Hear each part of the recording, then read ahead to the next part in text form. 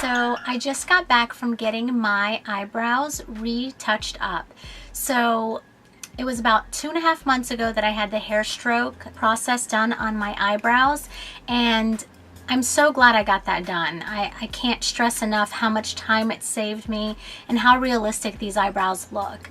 So when I got them done, if you guys need more information on this hair stroke process, I do have other videos that are more detailed and more involved, as well as just tons of information in it on how my process went from before to during and after. So if you guys want to check that out, just check out the videos on my channel. With that said, I ended up getting them done 2.5 months ago, and I went for my first follow-up. I went to Permanent Makeup by Mary, and her website's permanentmakeupbymary.com if you guys want to check out her work. But when I first got them done, I was told that I'm going to need a follow-up, and this is it. Today was my follow-up day. So I went in. I'm amazed that they look even better than they did the first time I got them done. It's kind of crazy.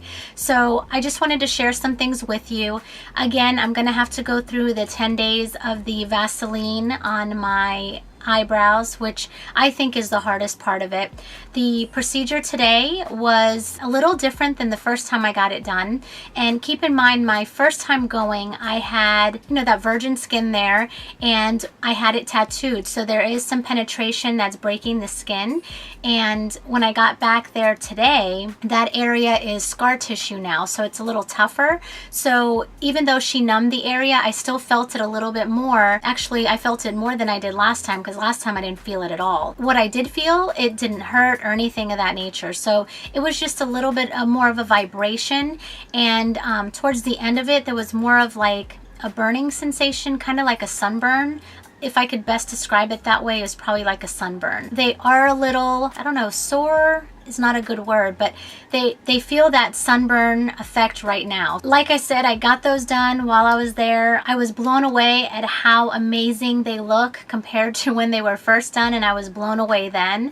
She's just a complete artist. She's amazing. I want to kind of touch on the aftercare is going to be just as crucial as the first time around. She really stresses not sweating during this 10-day recovery process, and also stresses to put the Vaseline on there as a cover, as a barrier to any bacteria or any water kind of getting to that area, because they're going to fade if that happens within those 10 days. So it's so crucial to follow the same steps you did the first time you got them done as your touch-ups as well. The other thing that I wanted to share with you is that I will be going back. They recommend yearly. However, I really like the color boost that occurs. So I'm probably going to make it back within 9 to 11 months from my touch-up today, just because I like that fresh look to it.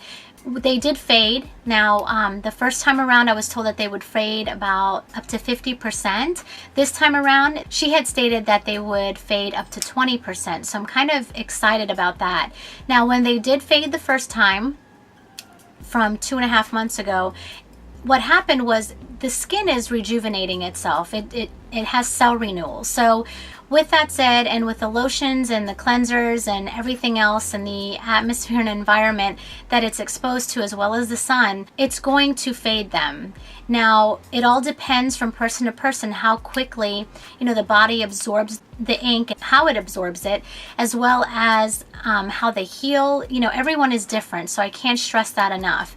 With me, they did fade, and I would say that I hit that 50% mark. Now, let me preface this with this statement here, is when mine faded, they did not look bad at all. I mean, you could see the hair strokes there. They were softer looking, not as bold and vibrant, particular with each hair stroke, but they were there and they looked very natural. I love them. However, when I did my makeup and I did a bolder look on my eyes, I wanted to do a bolder look on my eyebrows. So I would end up just filling them in with a little bit of powder and using somewhat of a pencil to kind of shade some areas in, just because I'm a makeup artist and that's what we do, right? We play with color. So with that said, I was fine with the way that they faded. However, I liked the sharpness of how they looked the first time when they first got done, but I had the expectation of them fading, so I'm not disappointed at all. I knew exactly what was going to happen. And I'm anticipating the same thing now, but not to the extent that happened the first time. So my eyebrows are bolder and more crisp right now than they were before I went in today because of the fading that had occurred. So with that said, I'm going to also share some more information with you. There's going to be more swelling, again, because people heal differently, but again, there's that scar tissue there, so there could be some swelling. I don't really see much going on with me and swelling, so I think I took it pretty well, no big deal, and I was not bleeding or anything like that at this appointment, so that's a bonus as well. I can't stress again the crucialness of the aftercare, so that's so important. The after effect, you want them looking great, so why not put the time into it to get them looking at their best? So the 10 days is crucial. The other thing I wanted to stress is how amazing Mary is. To give you an idea of what type of person that she is and what kind of heart she has, she's just absolutely amazing. Mary does repigmentation of areolas for breast cancer survivors free of charge. Amazing.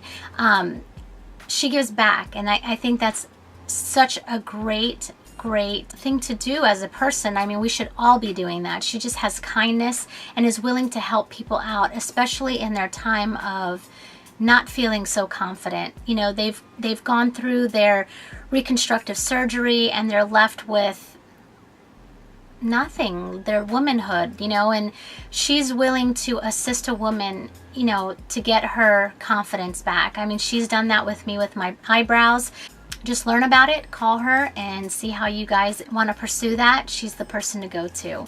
So without further ado, I'm going to give you some close-ups of my eyebrows. And again, I just got them done today, so they have the Vaseline on them. I'm going to clip my hair back so it stays put and you guys can see.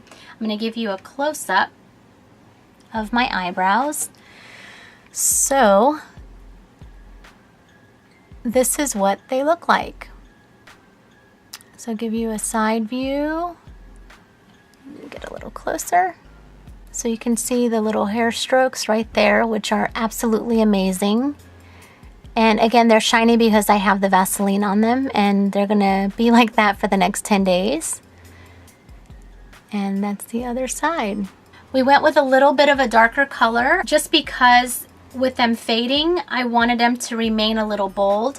After the first touch-up, after you initially get them done, that you don't really need your eyebrow powders, or, you know, pencil brushes, whatever the case may be that you use to fill in your brows. She says you can just throw them out. As a makeup artist, I'm probably going to keep them because there's different looks that I want to create, but I'm excited of the fact that I don't have to do much with them. They look fuller. Going back for touch-ups, it gives her the ability to layer the hair strokes and place them differently, as well as filling them in with more hair strokes to make them look fuller. I am so ecstatic with the way that they look now. I'm going to give you another close-up. You can see the hair strokes. I'm just in love with the way that they look. And she, again, is so talented. And I just absolutely adore her.